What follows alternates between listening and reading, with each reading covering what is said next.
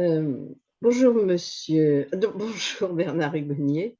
Vous allez nous présenter aujourd'hui un certain nombre de compétences dans le cadre de l'année européenne des compétences. Vous êtes actuellement enseignant à la faculté de l'Institut catholique de Paris.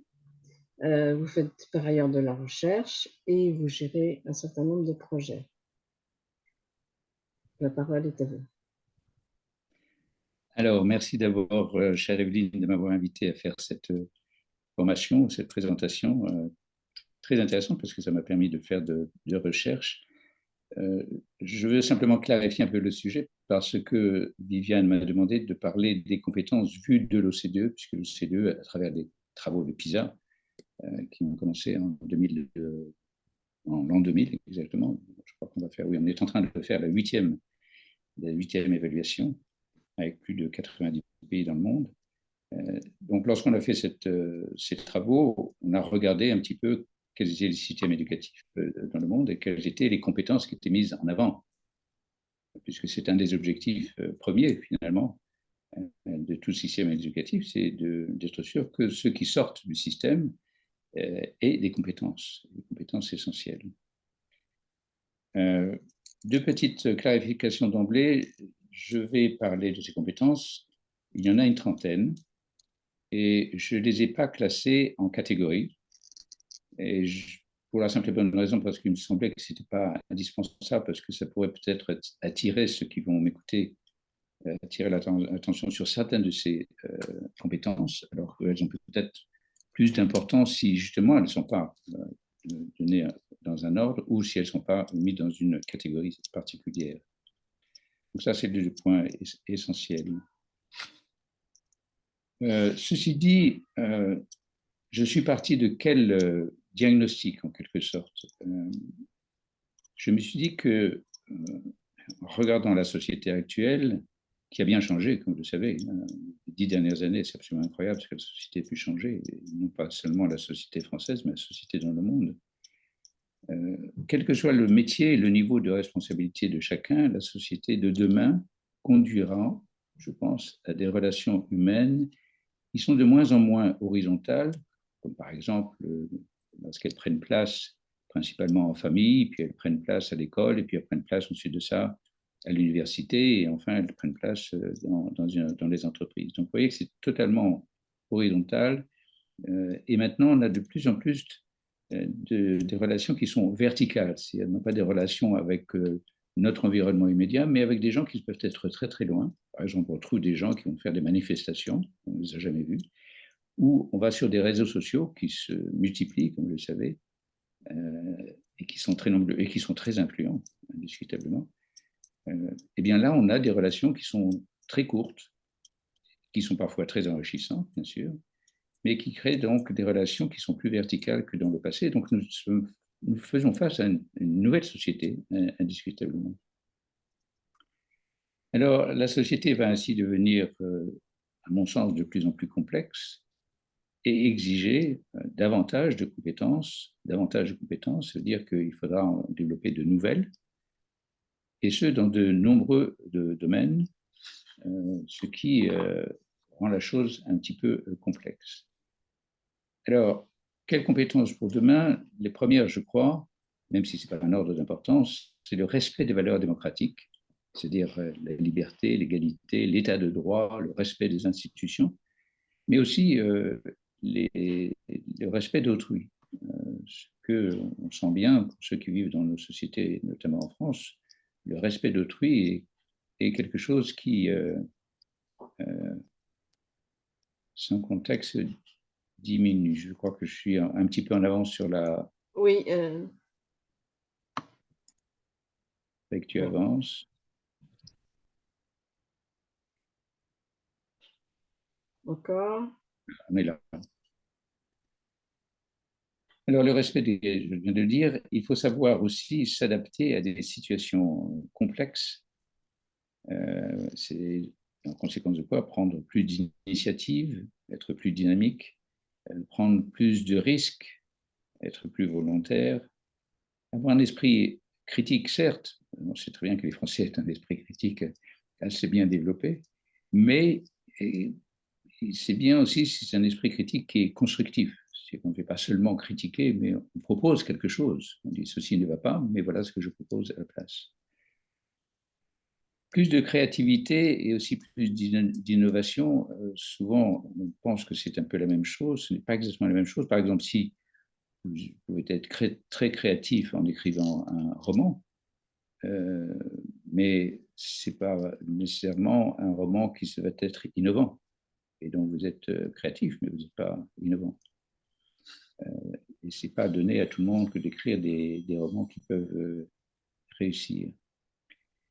Il faut également avoir plus de capacité à s'adapter à des situations nouvelles, mais en faisant deux choses. La première, c'est de respecter un esprit de corps, c'est-à-dire prendre dûment en compte les objectifs et les intérêts de la société et de l'entreprise, et un esprit d'équipe, c'est-à-dire être solidaire avec les autres employés ou même ceux qui font partie de votre propre équipe, ceux qui sont dans votre environnement. Et je dois dire que d'expérience, ceci est loin d'être évident, très très loin d'être évident, cet esprit de corps, cet esprit d'équipe. D'ailleurs, ce ne sont pas des mots que l'on retrouve très souvent dans le vocabulaire de l'éducation qui sont donnés aux enfants. Il faut aussi avoir des relations humaines impliquant davantage l'intelligence émotionnelle. C'est un terme un petit peu savant, mais ça veut dire simplement qu'il faut savoir gérer ses émotions.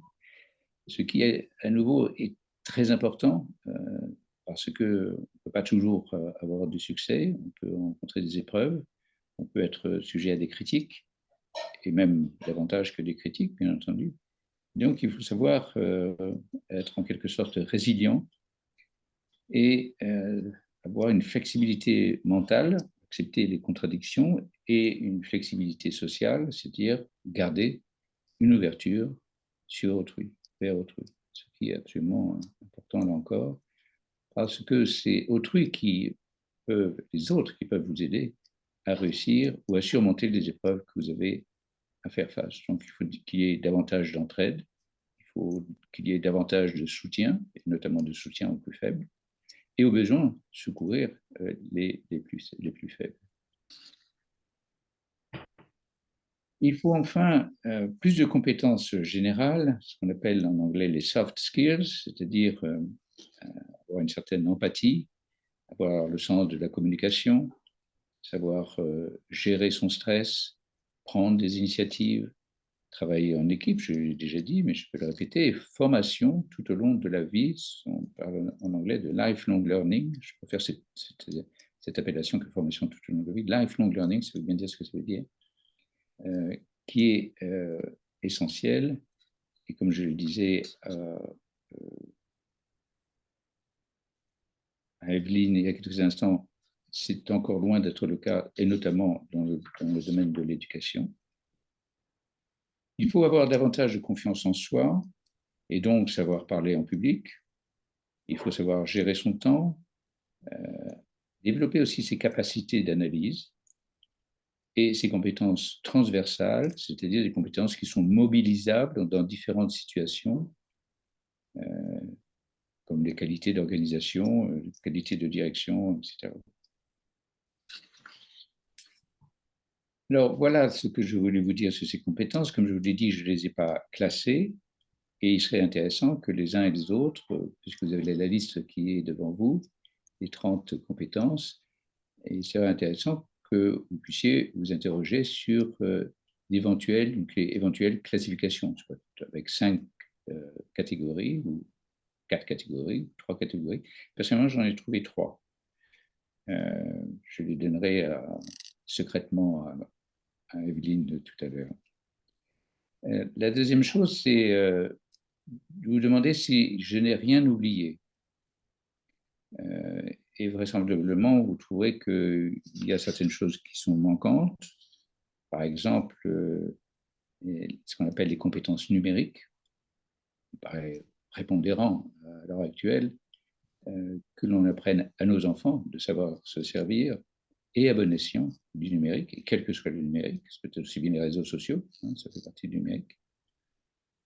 Il faut avoir ce qu'on appelle des compétences vertes, puisque c'est très bien qu'avec le réchauffement planétaire, désormais, la vie peut-être pas de la prochaine génération, mais de la suivante sera en grand danger.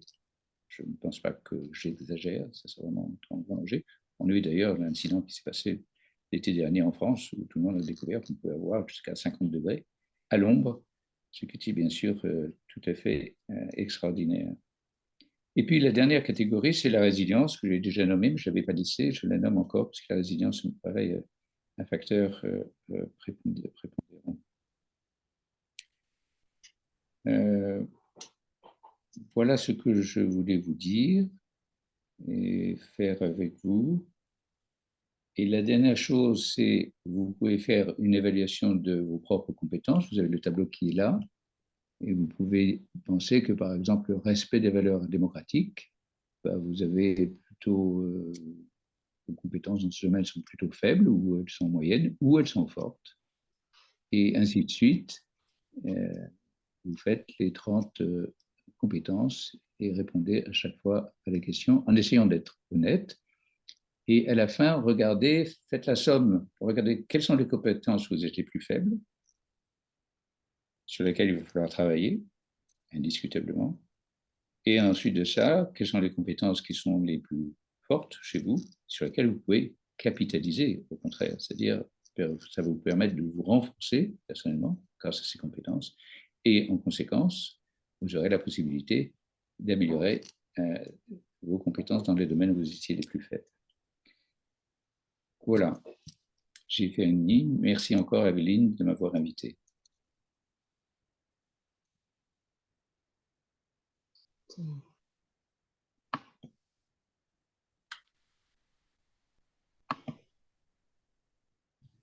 15 minutes. Parfait. Bon,